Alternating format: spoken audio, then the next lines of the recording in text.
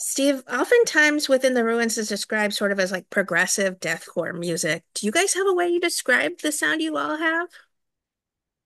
Um, no, not really. I mean, I think we're all kind of older school guys, where it's very easy for us to just say metal, but we know, things change over the years, and very, very used to hearing, gent or metalcore, deathcore, all of it. And now the progressive deathcore thing is a little bit newer.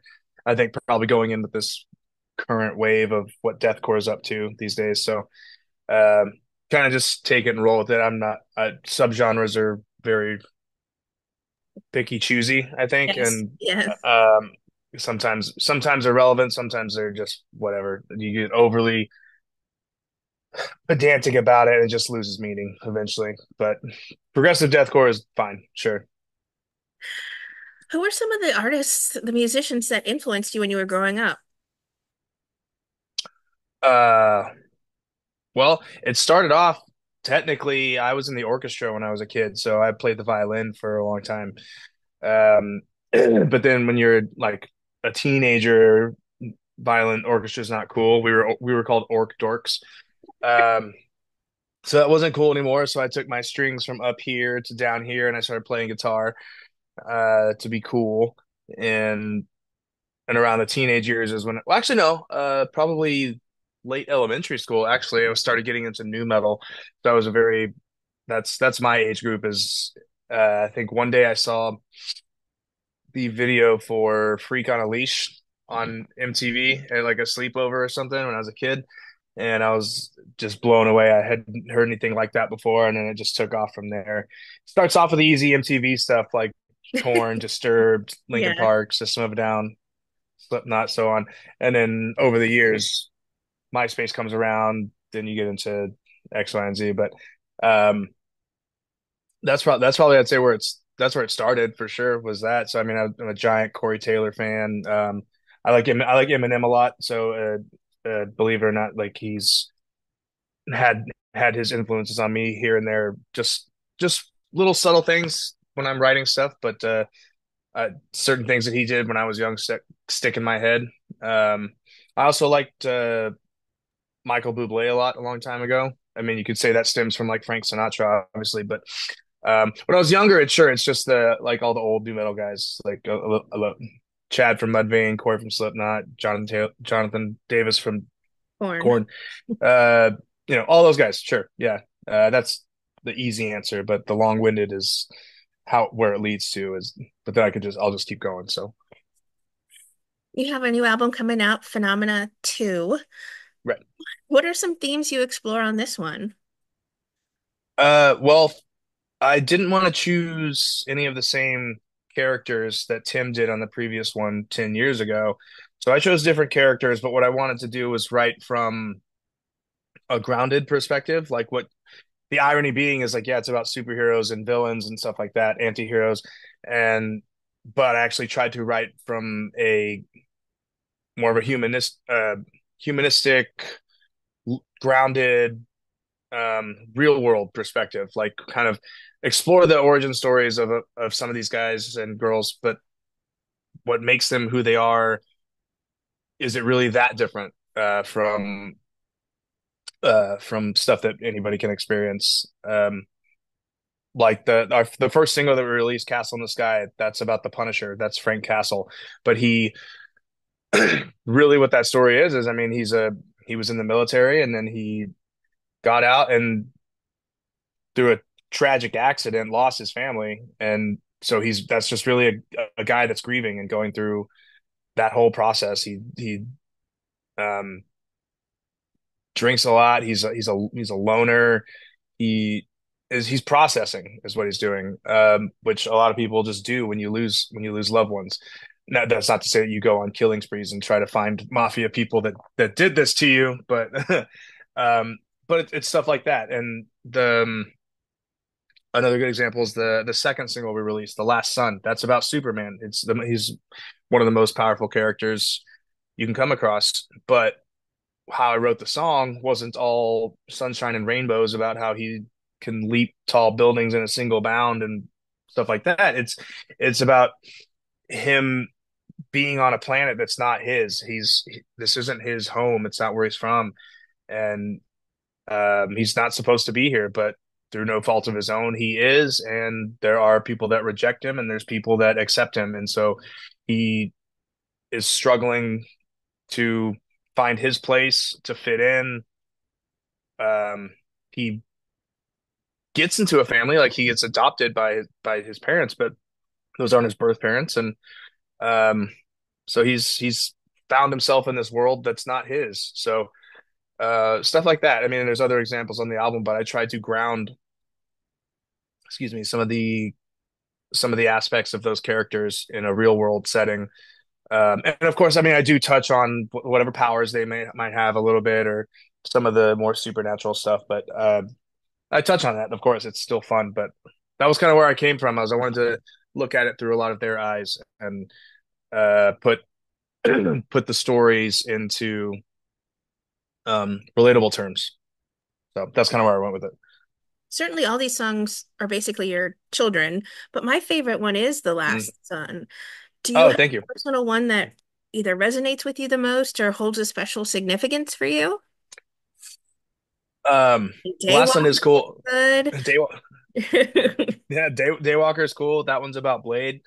Um, that one's a little more obvious by the title, but Last Sun was cool because it was we sort of took a chance with that one on our previous album, Blackheart. Joe wrote I asked Joe actually to write kind of a slower, more sentimental song. It was for a buddy of mine that had taken his own life, and it was the first time he'd written a slow song like that, slow. Uh, and it worked really well. People liked it a lot. And so we're like, okay, we have to do another one of those. And I just chose Superman for it. I was like, let's do this slower song, but for like arguably one of the more powerful characters. Uh, but let's do it as a single. Let's just go for it. Of course, some people are like, what is this? And blah, blah, blah. Like, you're going to get that. But like, that was our choice. We chose to just take the chance and do that. So I do like that song a lot. Daywalker.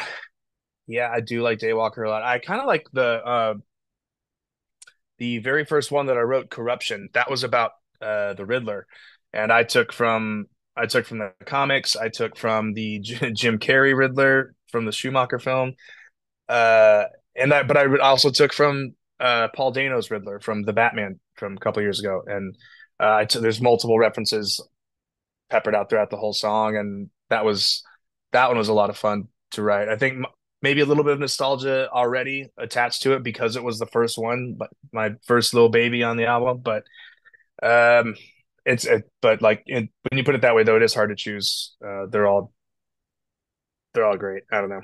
I I'm just gonna have a different answer if you ask me 10 minutes from now. So Deadpool versus Wolverine must be like the best movie you've seen in ages.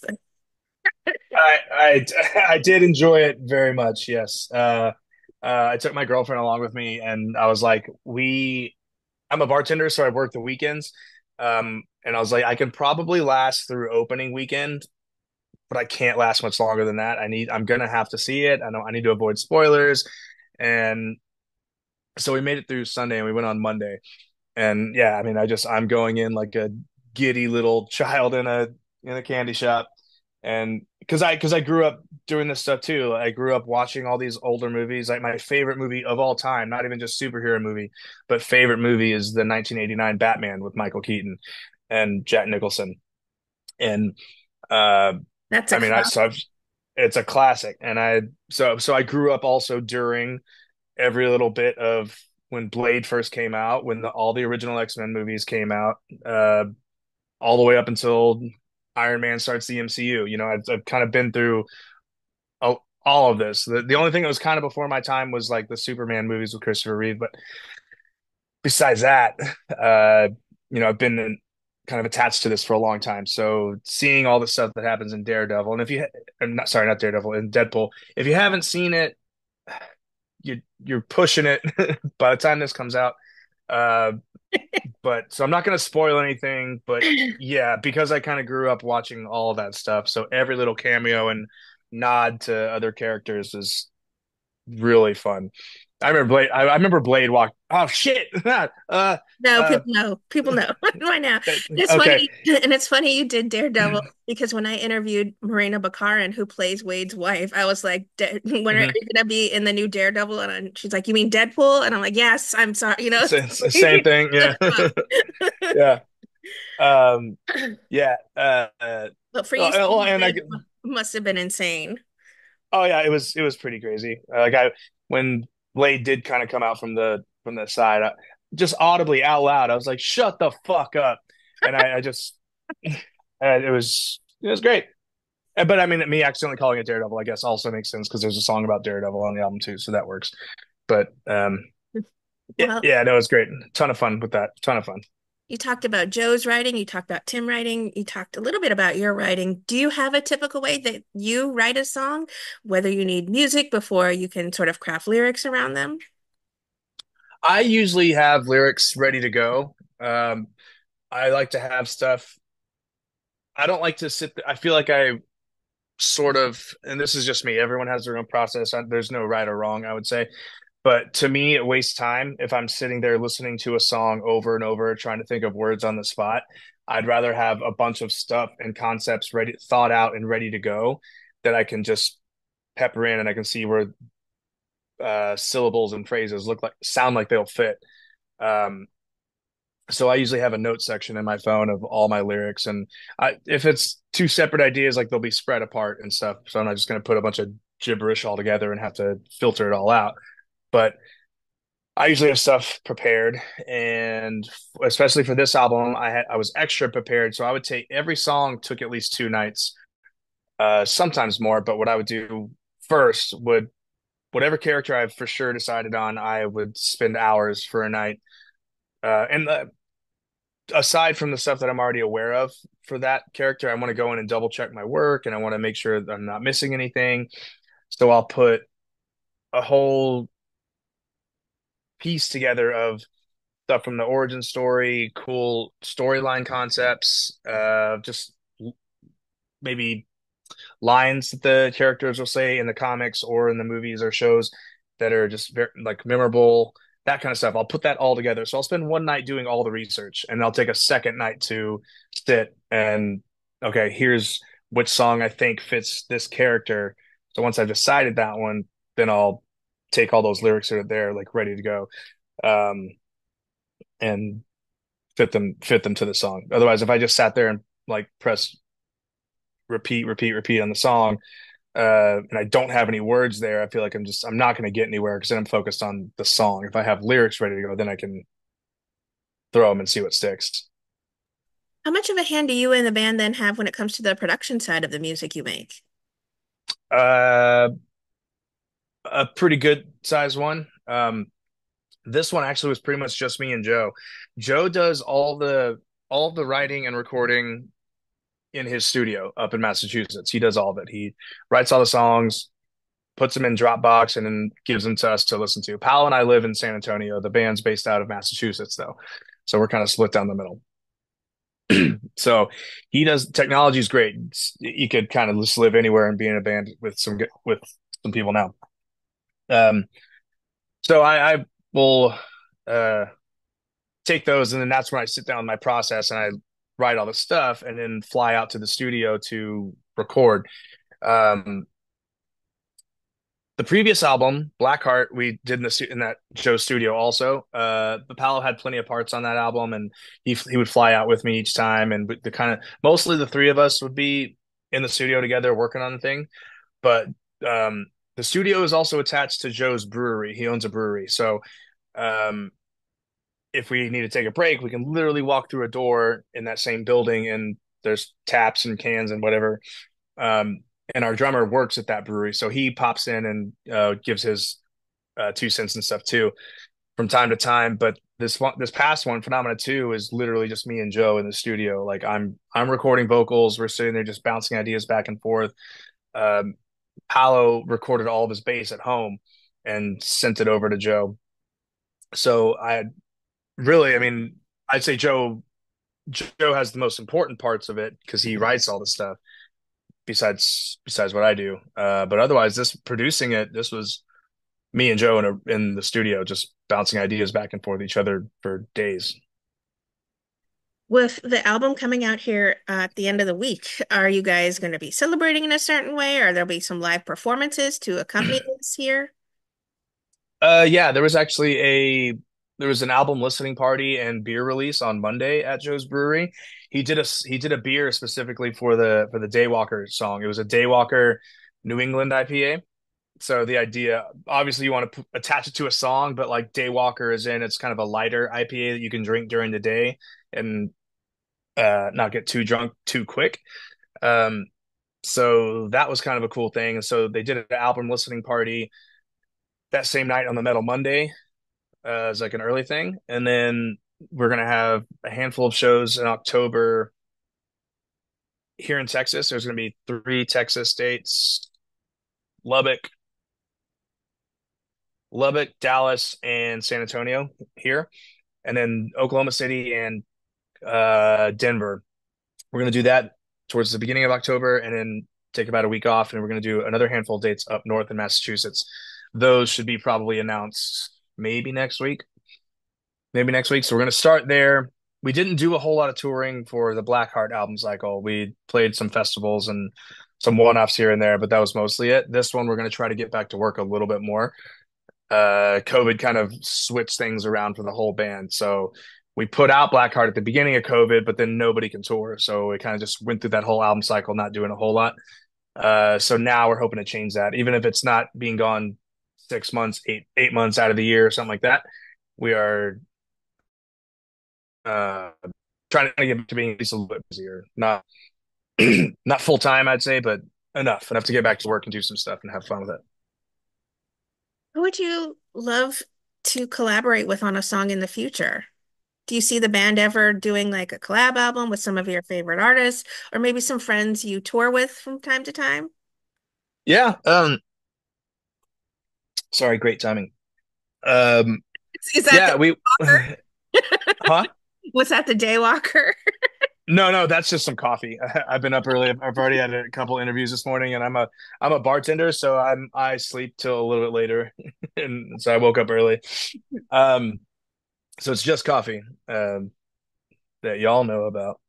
Uh, no, it'd be cool. The thing is, we've never actually really done a whole lot of collab stuff like on our end. Like I've done guest vocal spots on other people's things. Joe's done guest guitar stuff on other people's stuff. Um, but it's never really been a big thing for the band to have different people come and do stuff. But we did actually uh talk about it a few weeks ago. Now that you mention it, maybe next album. Nothing we've even talked to anybody about, just like in our group chat. But maybe give that a shot on the next record and just see if there's just some friends. Like let's just have fun with it and um, just try something new. We always try to try new things on each album, and I think this is one thing that we haven't really gotten to dive into yet. So maybe next album we might have a couple guest vocalists, maybe some friends do guitar stuff. We'll see. We'll see. It'll be fun. Yeah, there's plenty of people, but I don't want to just start naming names and then they don't Right. happen, and then I look like an idiot. And like, well, I tried. So, What would you like to say then to everyone who are fans and supporters of the music that Within the Ruins makes? uh, thanks for sticking around for so long. I've only been in the band for about 6 years, but the band has been around touring full time since about 2008, 8 or 9 is like around when Creature was coming out is when the band started picking up doing a lot of touring. They've had a couple EPs before that, but touring full time is kind of when it really starts. Uh, so thanks for sticking around. I hope everybody enjoys Phenomena too. This was a really fun album to take on. I had a lot of fun doing it. It's a little nerve-wracking because I know people really liked the first one. Tim did the first one. I'm doing this one. I chose different characters. The band has evolved since then. So there's a lot that went into it, but I we're everybody in the band is really happy with how it turned out, and hope everybody else feels the same way. You're not gonna win over everyone, but it's it turned out pretty sick, and I think that we're happy with it. So keep listening, enjoy the album, and see you at some shows next year.